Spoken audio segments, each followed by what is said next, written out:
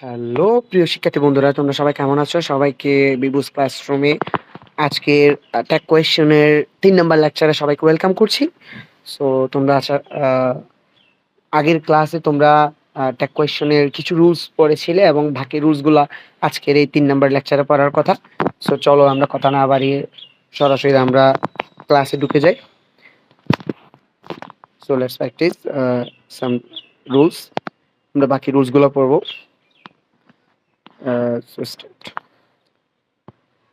এখানে হচ্ছে তোমরা দেখতে পাচ্ছ যে এখানে ৮ নাম্বার রুলটাতে কি বলেছে একটু দেখো তোমরা সবাই নিজেরা একটু পড়ো। দেয়ার ইট দেয়ার ইট কোনো স্টেটমেন্টের সাবজেক্ট হলে, আমি আবারও বলছি, দেয়ার ইট কোনো স্টেটমেন্টের সাবজেক্ট হলে ট্যাগ কোয়েশ্চনে সেটা কি হয়? অপরিবর্তিত থাকে।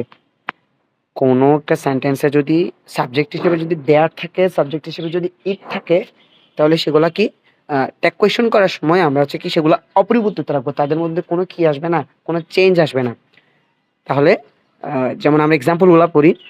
দেয়ার is an exam tomorrow, it is sunny today, it's only drizzling, there is a mistake, there is no king in China. তাহলে কি দেখো এখানে আমরা প্রথম চারটাতে আমরা কি লিখেছি? Isn't there, isn't it, isn't it, isn't there. কেন? কারণ দেয়ার এবং ইট আমরা কি করবো না, চেঞ্জ করবো না, শুধুমাত্র ভার্বটা চেঞ্জ হবে। ভার্বটা দেখে আমাদের স্টেটমেন্ট যদি পজিটিভ থাকলে ট্যাগটা নেগেটিভ হবে, স্টেটমেন্ট যদি নেগেটিভ হয় তাহলে ট্যাগটা কি হবে? পজিটিভ হবে। ৫ নাম্বার রুলটা এক্সাম্পলটা দেখো তোমরা। There is no king in China, অর্থাৎ এখানে নো কিং বলেছে। নো কিং মানে কি? না বোধক বুঝিয়েছে। সো আমরা বুঝতে পারছি যে সেন্টেন্সটা স্টেটমেন্টটা কি নেগেটিভ। সো আমরা ট্যাগ করেছি কি পজিটিভ, ইজ দেয়ার। আশা করছি তোমরা এই রুলটা বুঝতে পেরেছো। আমরা পরবর্তী রুলে যাচ্ছি। তাহলে দেখো এখানে বলেছে ইম্পারেটিভ সেন্টেন্সের ক্ষেত্রে স্টেটমেন্টটি ডোন্ট দিয়ে শুরু হয় হলে ট্যাগ কোয়েশ্চনে কি উইল ইউ ব্যবহৃত হয়।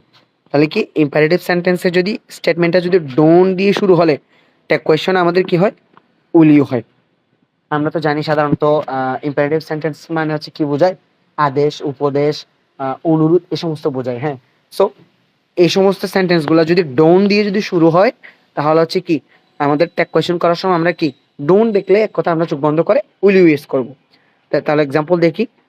ডোন্ট ওয়েস্ট ইউর টাইম, অর্থাৎ কি তোমার সময় নষ্ট করো না। তাহলে ডোন্ট দেখেছি মানে আমরা will you. Don't forget me, don't আছে আমরা সাথে সাথে কি উইল ইউ বসাবো। এই রুলসটা কিন্তু খুবই সোজা ছিল। কে কি বুঝতে পেরেছো একটু কমেন্ট করবা। আর যদি তোমরা আমার ক্লাসে কোনো কিছু না বুঝে থাকলে তোমরা আমার ভিডিও কমেন্ট সেকশনে তোমরা কমেন্ট করবা। তোমাদের কমেন্ট পরে নেক্সট লেকচারে আমি তোমাদের কমেন্ট নিয়ে রিভিউ দিব। এরপর আমার লেকচারের নতুন পড়া শুরু করব। তো পরবর্তী রুলে যাচ্ছি। দেখো এটা হচ্ছে কি মেইন ভার্ব দিয়ে শুরু যুক্ত ইম্পারেটিভ সেন্টেন্সের ক্ষেত্রে ট্যাগ কোয়েশ্চনে উইল ইউ, ওন্ট ইউ ব্যবহৃত হয়। কি মেইন ভার্ব? মেইন ভার্ব মানে আমরা কি বুঝাচ্ছি? কোন একটা সেন্টেন্সে আমরা জানি একটা সেন্টেন্স গঠন করতে হলে একটা সাবজেক্ট লাগে, একটা ভার্ব লাগে, একটা অবজেক্ট লাগে। তো সেই সেন্টেন্সে অনেক সময় অক্সিলারি ভার্ব বা মডাল অক্সিলারি ভার্ব থাকে না, সেগুলোর পরিবর্তে কি থাকে? একটা মেইন একটা ভার্ব থাকে। ওই ভার্বটাকে আমরা কি বলি? একটা মেইন ভার্ব বলি। সো তাহলে আমরা এক্সাম্পল পড়লে আমরা আরো ক্লিয়ার বুঝতে পারবো। দেখো, শাট আপ, শাট আপ। হ্যাঁ, এটা যদি আমরা যদি এটা উইল ইউ লিখতে পারি বা ওন্ট ইউ লিখতে পারি, কারণ এটা তো আমরা যে শাট আপ, চুপ করো, যেহেতু ইম্পারেটিভ সেন্টেন্স এটা পজিটিভলিও লিখতে পারি, নেগেটিভলিও লিখতে পারি। Open the window, will you, won't you. এরপর হচ্ছে shut the book, will you, won't you. তাহলে আমরা কিরকম যদি মেইন ভার্ব দিয়ে শুরু হয়েছে এরকম কোন ইম্পারেটিভ সেন্টেন্স দেখি আমরা কি লিখবো? উইল ইউ বা ওন্ট ইউ। আশা করছি বুঝতে পেরেছো। এর পরবর্তী রুলে যাচ্ছি। তোমরা আগে রুলসগুলো বুঝতে পেরেছো কিনা তোমরা অবশ্যই জানাবে, কমেন্টে লিখবে। তোমাদের কমেন্ট পরে আমি নেক্সট ক্লাসে রিভিউ দিব। এরপর রুল নাম্বার 11। দেখো, ইম্পারেটিভ সেন্টেন্সে বক্তা শ্রোতাকে অনুরোধ বা নিষেধ করলে ট্যাগ কোয়েশ্চনে উইল ইউ ব্যবহৃত হয়। ইম্পারেটিভ সেন্টেন্স হচ্ছে কি বক্তা যখন শ্রোতাকে অনুরোধ বা নিষেধ করবে, অনুরোধ বা নিষেধ, তখন কি হয়? উইল ইউ হয়। Please lend me some money, তাহলে উইল ইউ। তাহলে please lend me some money, will you. Sit down please, don't waste your time.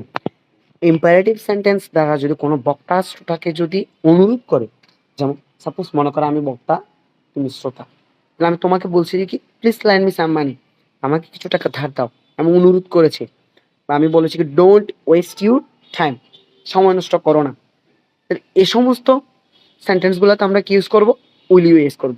কি উইল ইউ, আশা করছি বুঝতে পারছো। এরপর হচ্ছে আমাদের আরেকটা রুল আছে, স্টেটমেন্টে যদি লেটাস বা লেটস থাকে তাহলে ট্যাগ কোয়েশ্চেন করার সময় আমরা কি করব, শ্যাল উই। লেটার্স বা লেটস থাকলে ট্যাগ কোয়েশ্চেন আমরা লিখবো শ্যাল উই, কোয়েশ্চন মার্ক অবশ্যই দিতে হবে ট্যাগ কোয়েশ্চেনে। লেট মি থাকলে শ্যাল আই, এবং লেট হিম থাকলে ওন্ট ইউ। আর আমরা তিনটার জন্য তিনটে এক্সাম্পল দেখবো। Let him write a letter, তাহলে won't you. Let me do the work, shall I. Let's বা লেটাস এই সেন্টেন্সটা থাকলে দেখছো এখানে লেটস বা লেটাস আছে, তাহলে আমরা কি লিখবো, শ্যাল উই। আশা করছি বুঝতে পারছো। আমাদের এরপর একটা রুল আছে, স্টেটমেন্টে আই এম বা আই এম থাকলে tag question aren't I হয়। কি আই এম বা আই এম থাকলে ট্যাগ কোয়েশ্চেনে কি হয়, আর এন্ড আই। আমরা হয়তো অনেকে বলতে পারি যে কিটা এন্ড আই কেন হচ্ছে না, এম এন্ড আই কেন হচ্ছে না, আসলে এরকম কোনো রুলস নাই আমাদের। এটা হচ্ছে কি aren't I, I am বা আই এম থাকলে কি হয়, আর এন্ড আই। তাহলে কি I am monarch of all survey, তাহলে কি aren't I. I am your well wisher, aren't I. আশা করছি তোমরা জিনিসটা ক্লিয়ার হয়েছ। এরপরে হচ্ছে আমাদের সম্ভবত এটা লাস্ট রুল, স্টেটমেন্টে উইল থাকলে ট্যাগ কোয়েশ্চেনে ওন্ট হয়। কি উইল থাকলে ওন্ট হয়, এটা তো আমরা সবাই জানি, তো এটা ওরা রুল আকারে দিয়ে দিয়েছে। You will buy a shirt, won't you.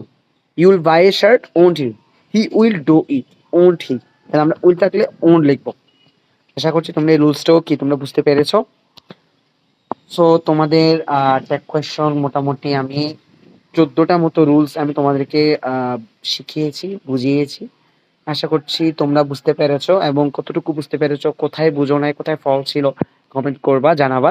So আমাদের নেক্সট একটা, আমরা একটা লাস্ট একটা লেকচার দিব ট্যাগ কোয়েশ্চেনের। ওই লেকচার হচ্ছে আমরা এমসিকিউ স্টাইলে কিছু প্র্যাকটিসিং টেস্ট হবে।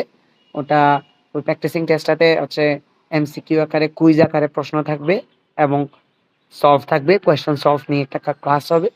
সো তোমরা এতদিন যেগুলো পড়িয়েছো তোমরা এগুলো একটু নিজেরা ট্রাই করো, বাসায় রুলস গুলো পড়ো, এবং যে আমি যেগুলো পড়িয়েছি যে এই রুলস গুলো অবশ্যই মাস্ট পড়তে হবে এমন কোনো কথা নাই। বিভিন্ন বই দেখো, বিভিন্ন রাইটারের গ্রামার বই আছে, যেমন হচ্ছে আমাদের অক্ষরপুত্র আছে, অ্যাডভান্স আছে, লেকচার আছে, বিভিন্ন টাইপসের গ্রামার বই আছে, পটেনশিয়াল আছে, সেলফ টিচিং আছে, অ্যাপ্লাইড আছে।